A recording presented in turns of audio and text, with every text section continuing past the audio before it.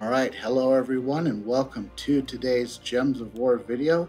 This video, I'm going to be covering my scouting report for Shentang Week, which will be from January 29th through February 4th.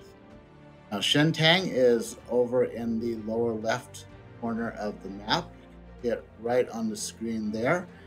Shentang is an air kingdom, and its bonus is life.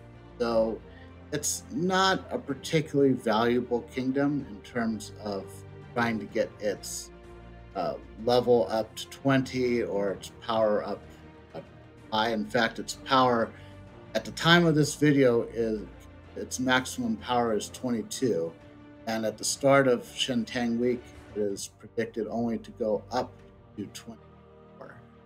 So overall, if you've got it to level 15 already and power is around 20, you're probably good.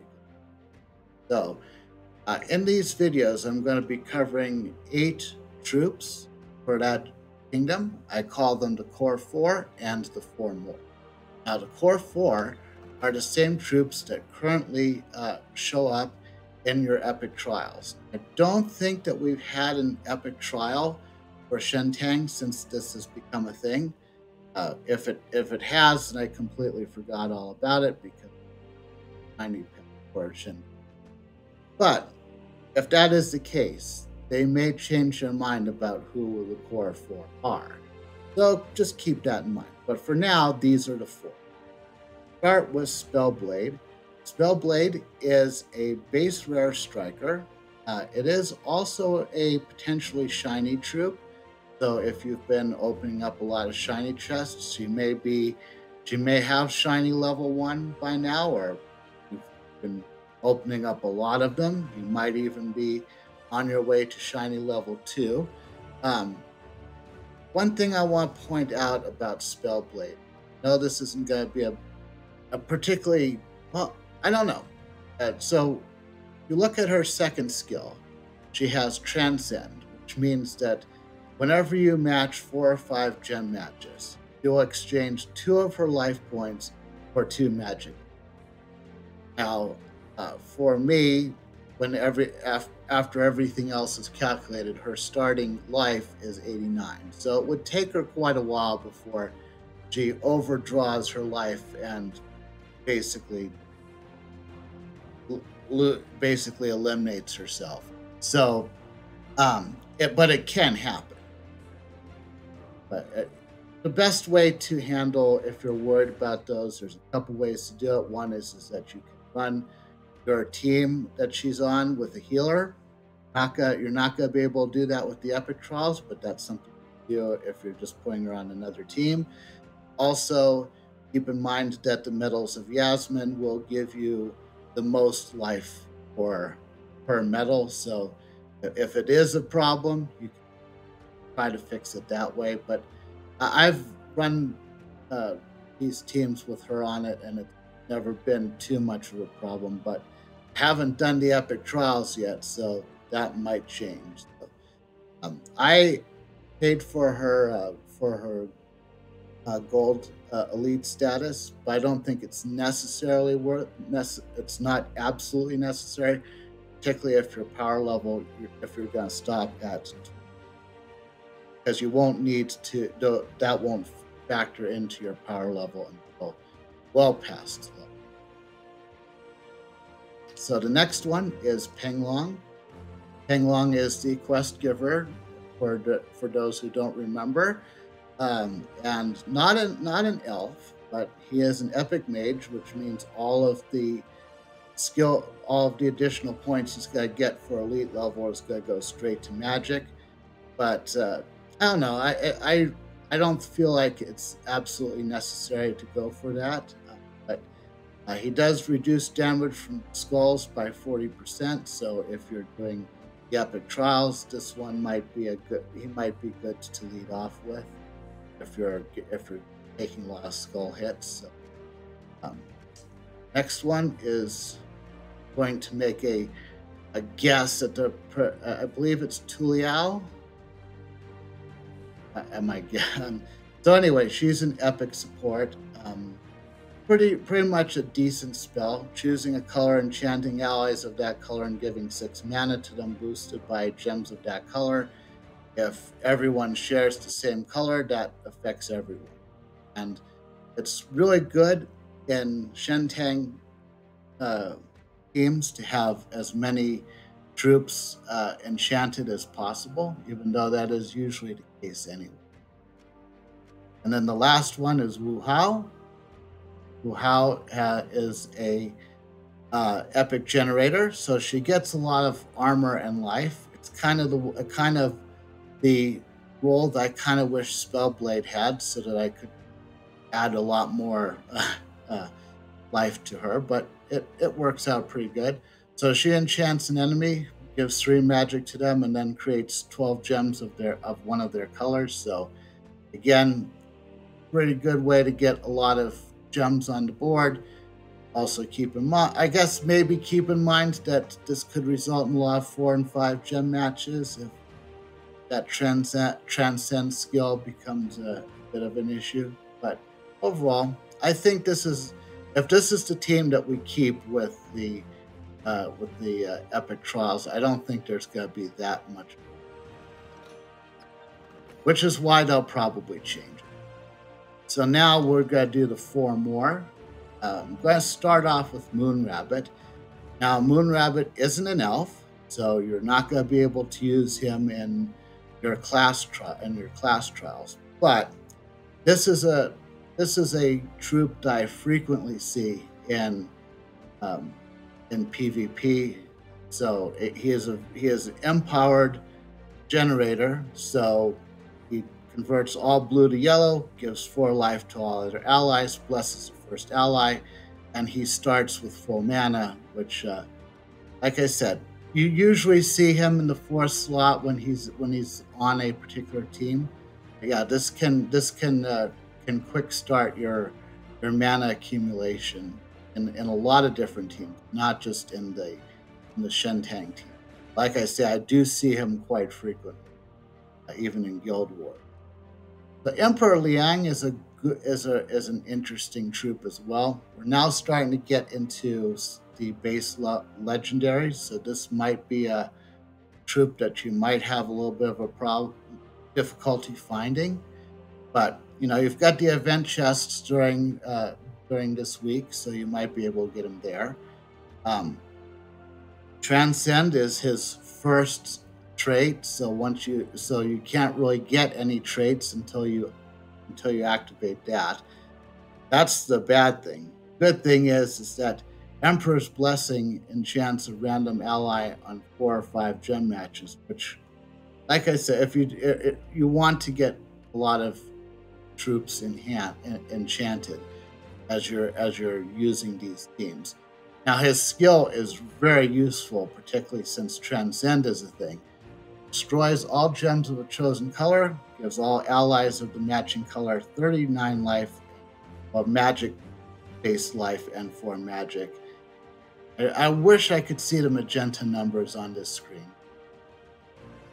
The good thing about this, what I like about this, is that it gives life to your team. So while Transcend is sucking all the life out of your team, he can basically just when I was starting to go with the 4 more, I started to run a little bit short. So I decided to choose Yao Gui just to keep with the 4 more. Although I say that this is probably this is someone that maybe you'd like, but he is a legendary warrior, as you might have guessed. He is an elf, so you still be able to use him in the class trial. He steals 3 life from the first enemy when matching red gems. And yeah, I mean, it's not absolutely necessary. I think Emperor Liang is much more valuable than this one, but I did want to keep a theme, especially since this is my video. And my last one is the Turquoise Emperor. This is would be my recommendation for if you're looking for a base mythic rarity troop for Shentang. He's a not he's not a game busting group by any stretch of the imagination, but you have to have a base level mythic to go to power level 10, and if you absolutely need one, that would be the one I would look for. I wouldn't try to get him in the event chests. I just wait for him to show up in the Soul Forge. That would probably be the better way. So speaking of the Soul Forge, what I'm going to cover next are the weapons that Shentang has. Now, there are currently 13 total weapons. In order to get to power level 20, you need only 8 of them to be fully upgraded. You can't get to level 30, so you don't have to worry about the fact that you need 14. But take it for what it's worth. We're going to have plenty of time to get to power level 30, so don't feel like you need to buy every single weapon. So I would say that the best weapon that's out there for Shentang is this one. It is the Cobaltine Wand. It explodes magic-based red gems and grants a random status effect to all Shentang allies, and then summons a Shentang troop. You'll see a lot of weapons that have this type of spell attributed to it, and these are usually going to be the one that I will consider to be the best weapon available for that particular kingdom. As far as its upgrades, it can enchant itself, which is great. It can also cause a random positive effect on itself, which it will do. And in addition to, if you're using this and you're monk class, you can potentially get 3 positive status effects, but just by using the Cobaltine. You know you're going to get enchant. You might get another one on Blessed, and you might get one on the text itself. Assuming they don't all become enchanting and then enchant 3 times in a row, which is the same as being enchanted. Another kind of close runner-up of a weapon that you might be able to find in the Soul Forge during Shentang Week is the Hook Sword. Deals magic-based damage to an enemy, boosted by Shentang allies, then creates a mix of 6 red and yellow gems for each Shentang ally. Does not enchant itself, too bad, but it does create a yellow gem, deals 5 damage to the first enemy, gains 2 to a random skill, which is usually the least useful skill that you have. It does give all green allies 2 mana, but it doesn't use green itself, so it would have to be someone else that it would. But even if you don't have green, the fact that it creates a mix of 6 red and yellow can boost your mana generation pretty well. So, quick look at some of the at the 3 kind of specialty weapons. These aren't the ones that necessarily that you'd go for in the Soul Forge. The Staff of Insanity is the faction weapon. It has the word that sometimes brings fear into the hearts of Gems of War players, or it drains 5 mana from all enemies, or gives 16 magic to all their allies, or creates 12 purple gems. So you can get this during the faction assault, which will happen on Tuesday. You can either get that by buying a lot of tiers, which I don't recommend, or getting it from the Soul Forge, which is a much better idea. But if you don't get this one, it's no big loss, because I rarely use this one. It is kind of funny. It does have Hexed, which has a 10% chance to transform the first enemy into a giant toad. That is always infuriating when it happens to me, but I'm sure it will never work if I actually staff it itself. So the class weapon is right up here. It is the Spiked Menriki. There's a hammer, and it deals 44 splash damage to an enemy and the enemy below them, stuns and inflicts inflicts bleed on both of them. Quick rundown of the traits. There's the big one is that it creates a light storm, which means that gems will be more likely to show up than any others while there's a light storm in place. I do use this weapon from time to time. It's not it's not a must-have weapon, but it is a weapon that you'll get for completing 250 wins with your monk class. Do not buy this from the class trials. It's not worth it. But do the class trials and get the monk because that might be. But that's also not one of them. And then there's one doomed weapon that you might want to pick up. It's the Doomed Librum. The Doomed Librum does magic-based scatter damage +4 per tempering level, so potentially up to 40. Creates a mix of 7 green gems and skulls for every green enemy. Gives 3 magic to all allies. Then something happens when the enemy has a doom, which will probably never happen.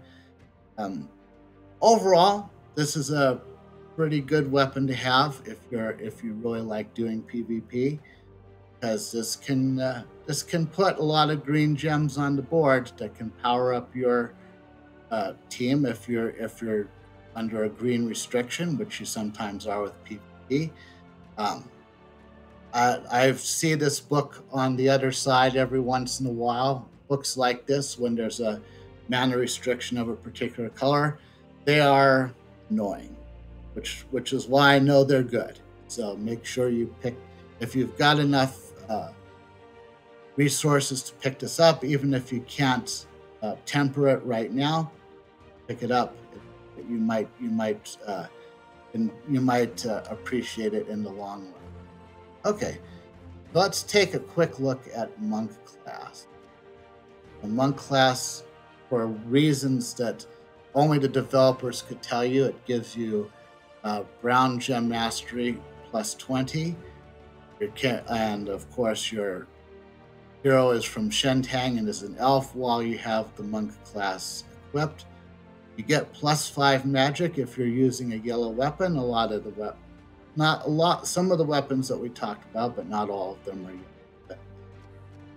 So, as far as the traits go, fortunately, your hero doesn't have that stupid transcend thing, but you get good karma for getting all 3 of your traits, which gives you 3 mana every time you match 4 or more gems, which can be quite useful for getting whatever weapon you have full power. Taking a quick look at the talent trees, I have this set to Snap Freeze, which freezes a random enemy at the start of battle. Impact can be useful too, and Resilience. They're all about the same, pretty decent. Purification is something that can be useful at level 5. Insulated is kind of niche. Only use hammer mastery if you have a hammer. Spiked Menriki is a hammer. Just pointing that out. At level 10, I have recover 2 life for every turn. Got brown allies, you can go for Stone Circle. None of the weapons that I recommended are pole arms, so you probably won't use those. Trident. For level 20, I have Fairy Fire a random enemy when an ally dies, which hopefully doesn't happen too often. But I usually don't have dwarves in my team, and if I have blue allies, I might choose Watery Binding over Fey Vengeance, depending on what team generated. On level 40, I have Deluge, which I particularly like. It submerges a random ally in 4 or 5 gem matches. Very useful for getting a little bit of defense against those attack all skill.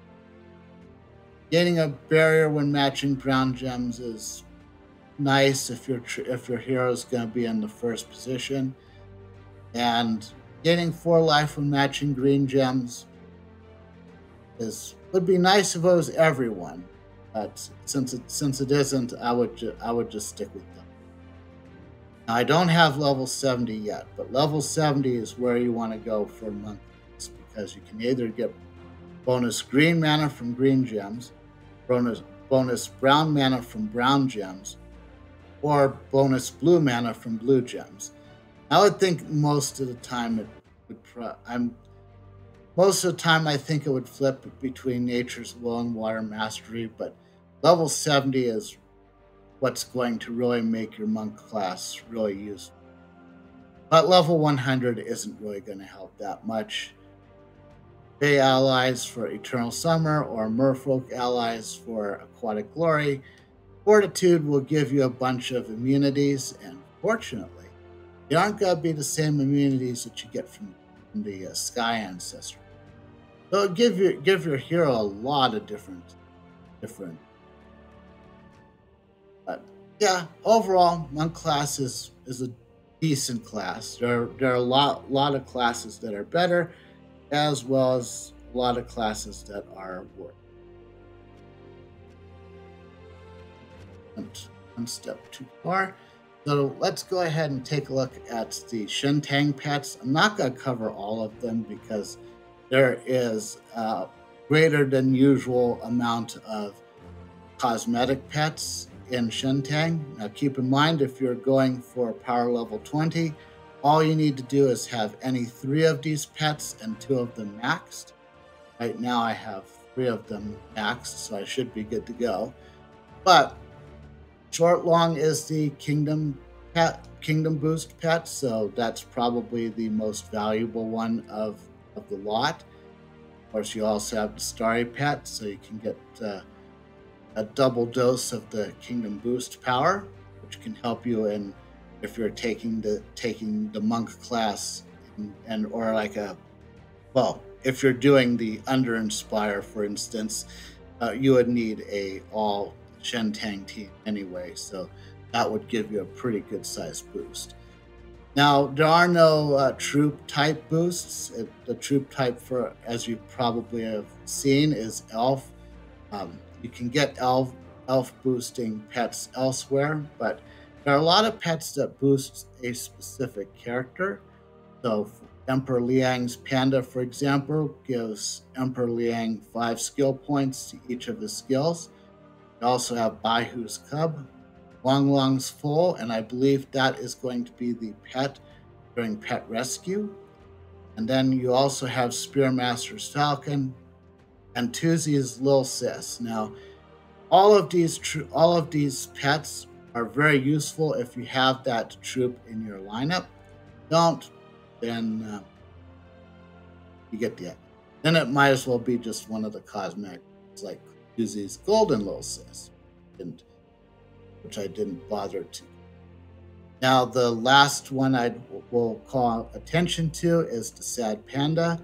Sad Panda is Laraza's Lair faction pet, so you won't get this from anything other than just grinding that faction.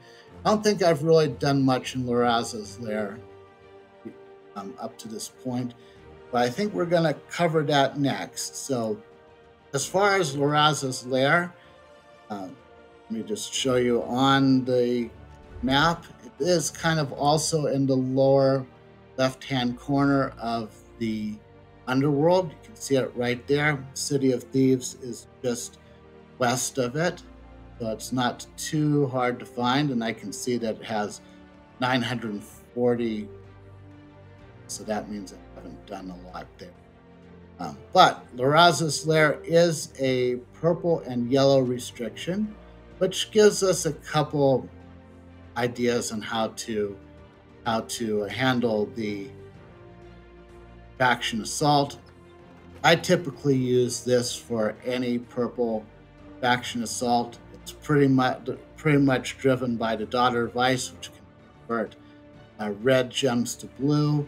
Then you've got the hero with the Orb of Winter, which does magic base damage to all enemies, boosted by frozen enemies. But then this weapon enchants itself. It gives all blue allies 2 mana, including itself. This will those two combined will make this will make mincemeat of lower level faction assault. So if you're only going for just the ones in the actual event, this team will do pretty good. Now I do know it's a pretty expensive team because I've got Queen Mab, which is a legendary troop, and I've got Skady, which is a mythic troop. Skady is really good because you can create an ice storm at the start of every turn. That just keeps the blue mana coming. More blue mana keeps the Orb of Winter going. Early on, it's only got to take 1 snowball to knock everybody out. But before it gets to where the faction assault's going to taper off, this is going to only require 2, maybe 3 hits at most. But if you don't have all those high value Glacial Peaks troops, you can always just go with the Eagles team, triple finesse and Nimbus bow. The Nimbus bow is not specifically necessary. You can replace it with just about anything you want. The finesse is it's pretty much all about finesse, which gives 4 points to all skills when matching 4 or more gems, and when it uses its skill, if there's a storm, it gives 6 mana to all other allies. So as long as you have a perpetual light storm, which is not too hard with the Stormcaller class, this can basically just kind of almost loop over and over again until everything. So this will actually be quite fast and quite easy to do. So if you're looking for an idea for Tuesday, think about one of those 2, I guess. It's as far as the faction going all the way forward. From what I understand, it is quite difficult. I haven't done it myself, but from what I have seen, it does have the trappings of something that could be a bit of a nuisance. As far as the faction troops themselves, one I might say to think about getting from if you don't already have it, is Crazed Troll. Crazed Troll creates a mix of blue and purple gems equal to the current blue and purple gems on the board. Now those blue and purple gems won't be an automatic, like if you have 8 blue and 10 purple, it's got to create 8 blue and 10 purple. It'll just simply create a random amount of 18 blue and purple. But when it comes to trolls, they're usually pretty valuable and need to get a lot of a certain amount of mana on the board. Laraza is an interesting troop. You can see that the 3rd trait, she conjures a Madness Storm when her turn begins, so that is purple and blue, which matches her mana color. But she's got one of those skills with the word "or" in it twice, so I don't know if I would ever want to use Laraza outside of the pure faction battles, which I'll probably have to. But it's there if you want her. So now that we've covered pretty much everything that is Shentang, it's now time to start talking a little bit about some of the different events that you're going to see during this week as well. There is going to be a new invasion troop that will come out at the beginning of the week. As of right now, it looks like it's going to be a blue and brown troop. And invasion usually requires a very specific the restriction for invasion is usually a troop type. Now, you might think that would be a troop type of elves, which would match Shentang, but it isn't. It is going to be all Urska. I have the right one. Now I have the right group on my screen. So I'm going to give you a quick rundown of some of the troops that you might consider having available for the invasion when it begins. And keep in mind that the uh, troop that we're going to be getting is blue and brown, and the restriction is most likely going to be Urska. So don't feel like you're restricted to Urskas from Shentang. So my first recommendation for you is going to be Defiance, which is one of our um, guardians that you get from opening their, their chests and from the guild. This is a particularly good one to have because it deals magic-based damage to an enemy and another random enemy boosted by enraged allies. If the enemy uses brown mana, which it sometimes does, deals double damage. And the Gift of Defiance gives 4 to all skills on all Urska allies when matching 4 or more gems. If the restriction is Urska, then all of your allies will be Urskas, and that will give a lot of bonus points. It might not be absolutely necessary, but it couldn't hurt. Now the next one is something that I particularly like to do. It does help me reduce the number of gems I need to use on invasion team. But it isn't something that everyone's into. But if you have Black Bjorn, it happens to already be level 20 and has all of its traits, then you may notice that its third trait is doing 3 to 5 times skull damage versus towers based on his ascension. And you may notice that his mana colors are green and brown.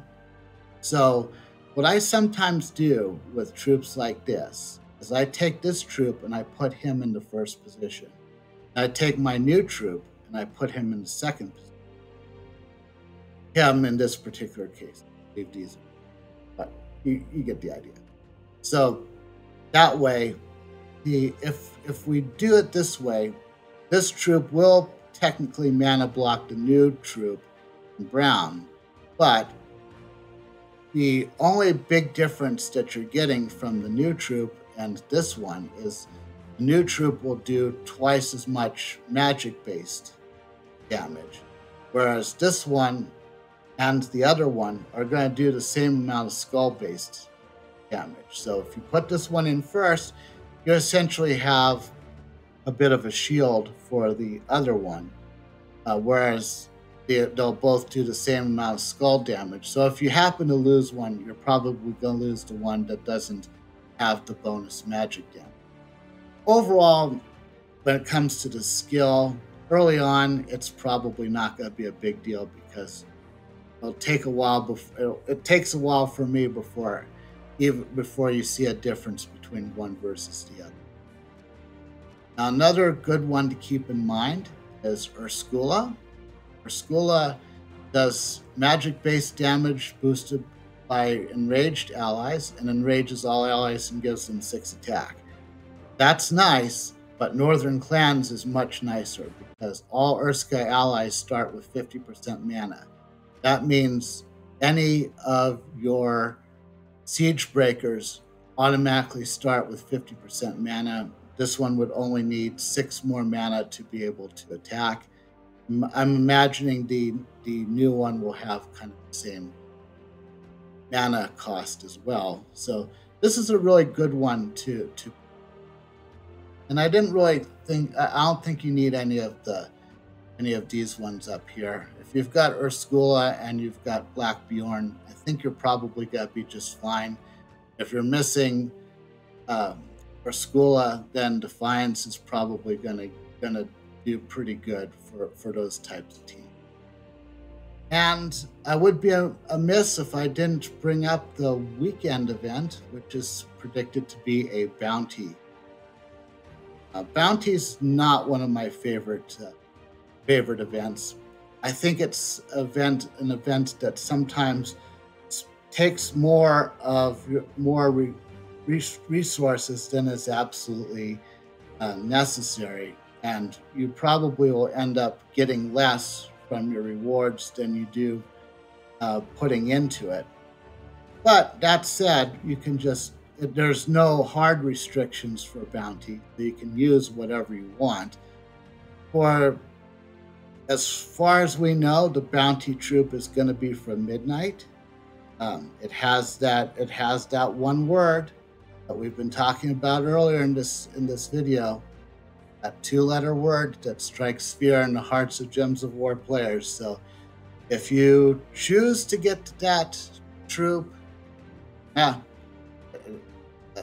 you can if you want. But I don't recommend. I never recommend pushing hard for bounty.